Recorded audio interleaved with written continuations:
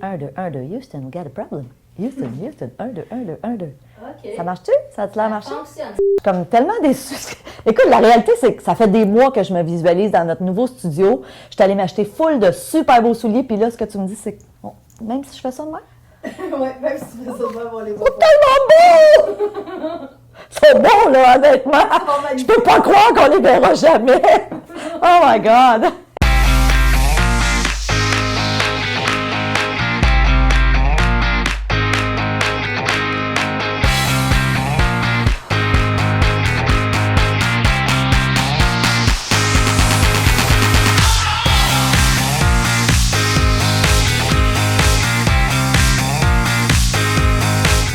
Bonjour, j'espère que vous allez bien. Bienvenue à Mastef TV, votre télé inspirante. Écoutez, aujourd'hui, quel bonheur pour moi de recevoir une femme inspirante sur notre plateau aujourd'hui. Écoutez, je vous la présente d'entrée de jeu. Donc, c'est Mme Brigitte Morel. Elle est conférencière, elle est auteure. Pour les gens du Québec, vous l'avez vue depuis 25 ans à la télévision parce qu'elle a été pendant des années comédienne. Et pour les gens d'ailleurs dans la francophonie mondiale, bien écoutez, vous allez la découvrir aujourd'hui. Alors, je vous la présente tout de suite. Mme Brigitte Morel. Brigitte, bonjour. Bonjour. On peut-tu se dire tu, Brigitte? J'espère tout de suite. On règle ça. Oui. Brigitte, quel plaisir de te recevoir. C'est la même chose pour moi. Je te connaissais pas et j'ai reçu ton livre. Et j'ai lu ça en vacances. Alors, je vous présente tout de suite le livre de Brigitte, L'infini des possibilités. Et je suis tombée en amour avec toi. Qu'est-ce que tu veux?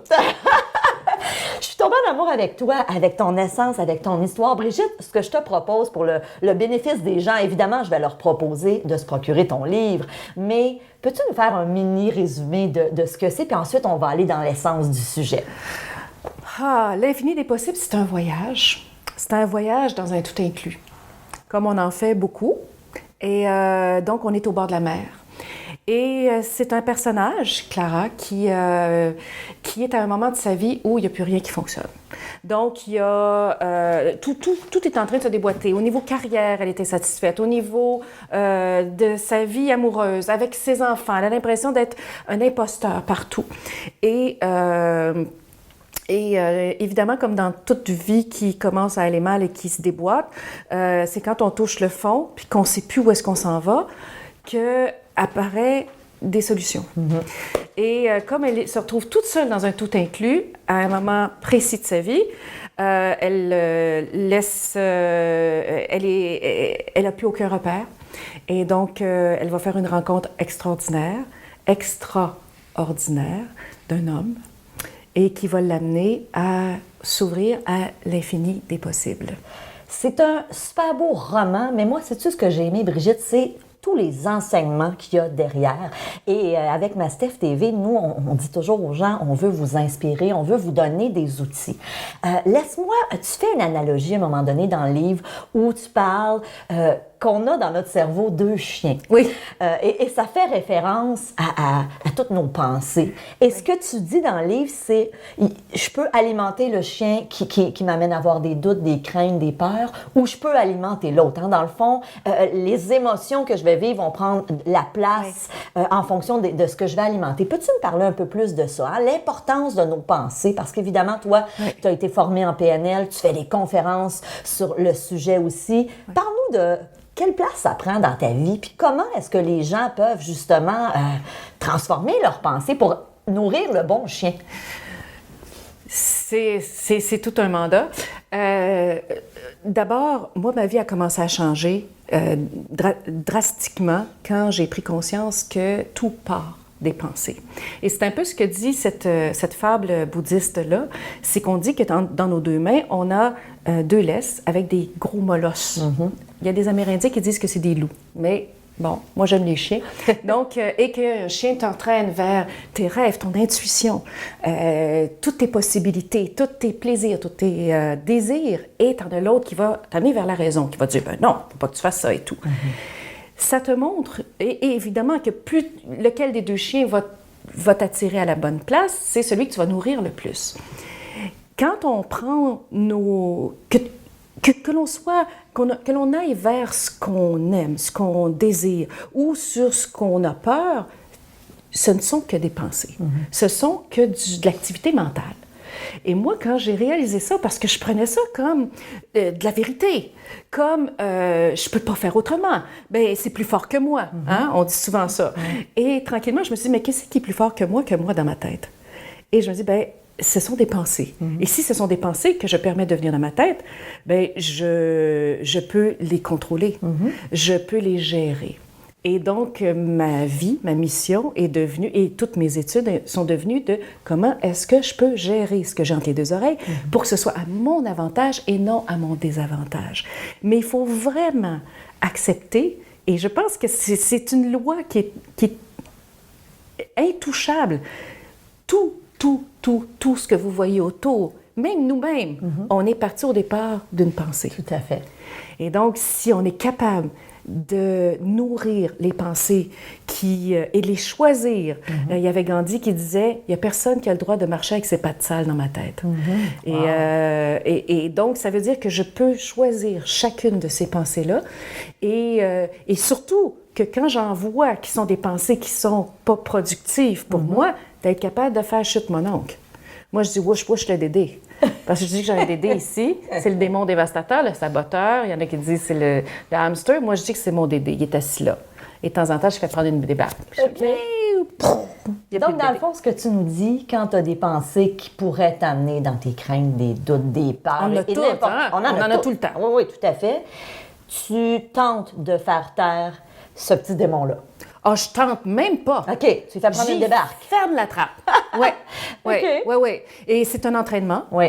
Autant où on va pour s'entraîner, tu fais de la course extraordinaire et marathonienne, ça prend quand même de l'entraînement pour y arriver. C'est la même chose avec nos deux oreilles. Ouais. C'est d'avoir cet entraînement de, quand on est capable de détecter une pensée qui va à l'extérieur, qui est issue de quelque chose d'extérieur à nous-mêmes, qui est contre notre instinct, qui nous limite, qui nous fait peur, qui nous amène à sortir des croyances qui ne sont pas soutenantes, il faut être capable de dire, OK, il y a une partie de moi qui pense ça, mais de quelle façon est-ce que je pourrais penser pour que ça ne soit pas ça? Wow! Et tu nous amènes sur les croyances. Et c'était une question que je voulais te poser parce que, pour moi, nos vies sont drivées, si vous me permettez, par nos croyances. Si je crois que je ne suis pas à la hauteur, je ne serai pas à la hauteur. Si je crois que je suis trop vieille, on s'entend. De quelle façon est-ce que tu penses qu'on peut changer les croyances? Tu les appelles comment? Croyances limitantes? Oui, tout à fait. Parce qu'il y a des gens qui nous écoutent en ce moment puis qui ont peut-être des rêves, des projets, qui se disent « Moi, j'aimerais ça partir en affaires, mais je suis trop vieille ou je suis pas assez scolarisée. » On se limite nous-mêmes. Hein? Oui. Tu suggères quoi à ces gens-là? Parce qu'encore là, ça a un rapport avec faire taire la petite voix, mais souvent, c'est plus profond. Hein? C'est tout l'enracinement des croyances que ce que tu t'es fait dire depuis 30, 40, 50 ans, ce que tes parents t'ont dit. Oui. Il faut comprendre aussi que les pensées qui nous viennent sont toujours associées à une émotion. Et cette émotion-là, plus elle se reproduit souvent depuis que vous êtes tout petit, depuis que vous avez commencé à être conscient. Est-ce que ça commence dans le ventre de la mère? On ne le sait pas. Mais si un même pattern s'est répété, qu'à chaque fois qu'une pensée arrivait, vous avez la même réaction ou qu'on vous donne la même réaction, ça finit par faire un ancrage. Ça finit par faire un pattern qu'on appelle. Et donc, toutes nos croyances sont basées sur nos expériences. On ne parle pas ici de croyances religieuses qu'on a apprises. C'est des croyances si je vais dans l'eau, je vais mourir. Parce que quand j'étais petite, j'ai manqué de me noyer et maintenant, je sais que l'eau est dangereuse. Est-ce que l'eau est dangereuse? Dans ton oui. livre. Ouais. Est-ce que l'eau est dangereuse? Non. À ce moment-là, elle l'était. Et il faut dire encore que toutes les croyances sont des pensées. C'est comme des nuages. Moi, je dis, on regarde le ciel et il y a plein de nuages et on se dit, oh mon Dieu, on pourrait quasiment les toucher, ils sont épais et tout ça. Mais quand on les traverse en avion, on voit que c'est de la fumée. Nos croyances, c'est ça. C'est de gros nuages ou des beaux nuages, mais qui ne sont que des pensées et qui peuvent se changer. Autant où on comprend que quand on était petit, on n'avait pas les liens nécessaires, l'intelligence nécessaire pour savoir comment réagir et mettre ça dans les bonnes cases. Et parfois, nos parents ont fait ce qu'ils ont fait de mieux et nous, on fait ce qu'on connaît de mieux, mais parfois, c'est pas suffisant. Bien, l'enfant a associé des pensées avec des émotions. Pour moi, le premier truc que j'ai trouvées efficaces, parce que mes trucs aussi sont toujours tous ISO Brigitte Morel. Je les ai utilisés, je les ai... Ça marche, oui, j'étais un cas. J'étais un gros cas. Et donc, si ça marchait pour moi, vous pouvez tout le faire, ça marche. Mais un des plus difficiles, mais des plus beaux, pour changer notre mentalité, changer la façon dont on devrait penser, c'est de d'abord pratiquer la gratitude. C'est le premier exercice musculatoire pour moi. Wow. C'est la gratitude.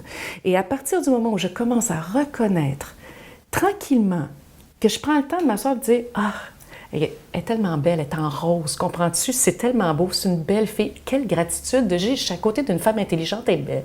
Merci.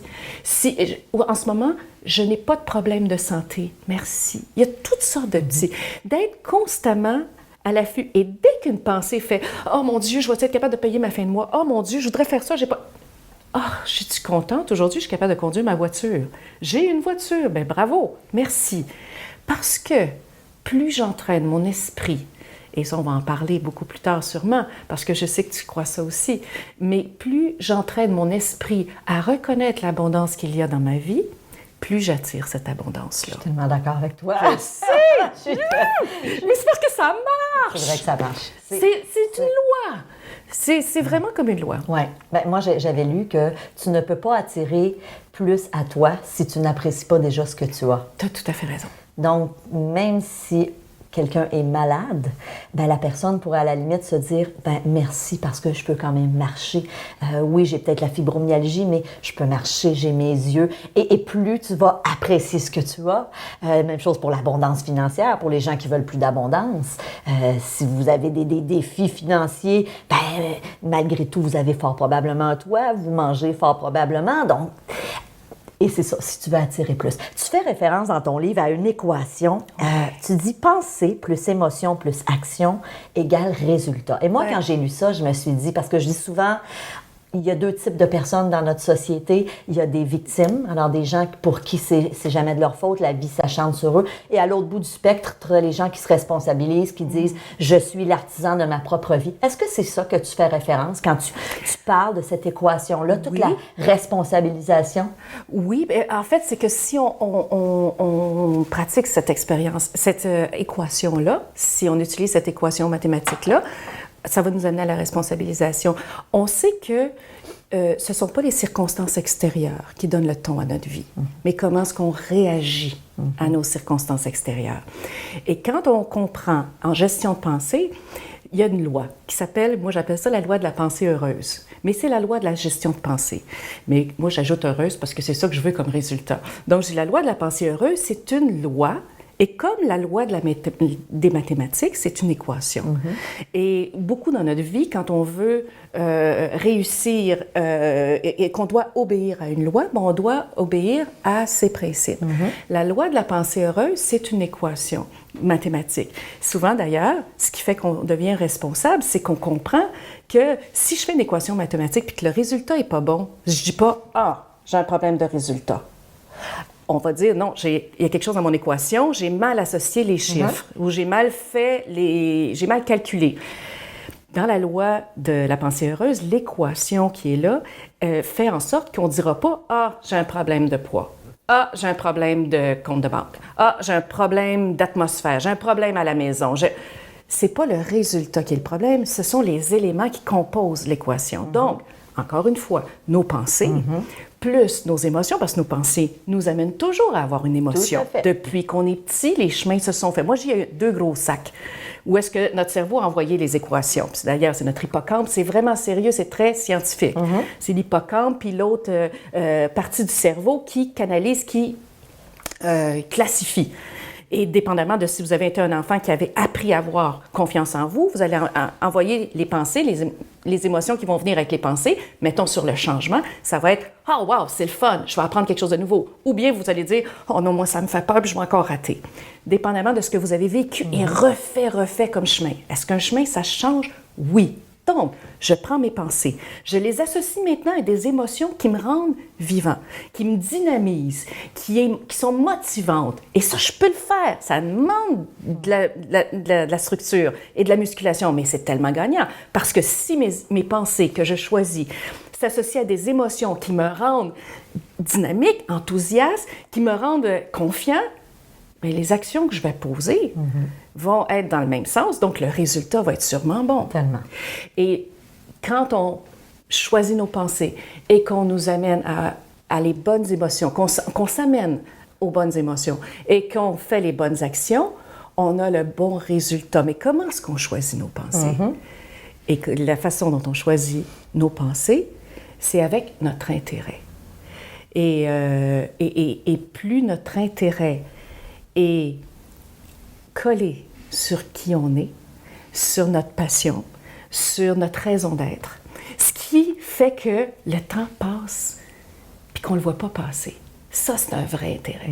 Et ça peut être dans votre job, ça peut être dans votre relation avec votre amoureux, ça peut être dans ce que vous souhaitez dans votre vie. Si vous axez toujours votre vie vers votre intérêt, ce qui vous rend vivant, c'est certain que les pensées qui vont venir de là vont toujours être dans votre sens, dans votre avantage, et ça va amener des actions qui vont vous faire toujours grandir, évoluer dans le sens que vous voulez. C'est mathématique. Ça ne peut pas ne pas marcher.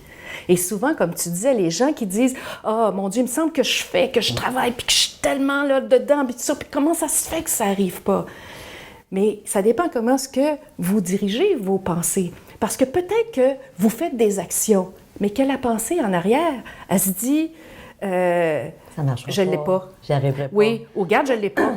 Ah, je rêve d'avoir tel emploi ou je rêve d'avoir tant dans mon compte de banque. L'argent, c'est tellement Moses, puis l'argent, c'est toujours négatif, puis les gens qui ont de l'argent, c'est des gens qui sont pas honnêtes, et tatati. Regarde, Tu ne l'attireras jamais. Mais non! On est d'accord. Tout part de vos pensées. Et c'est là, et c'est le plus grand pouvoir qu'on a. Tout à fait. Et on l'a, tout le monde.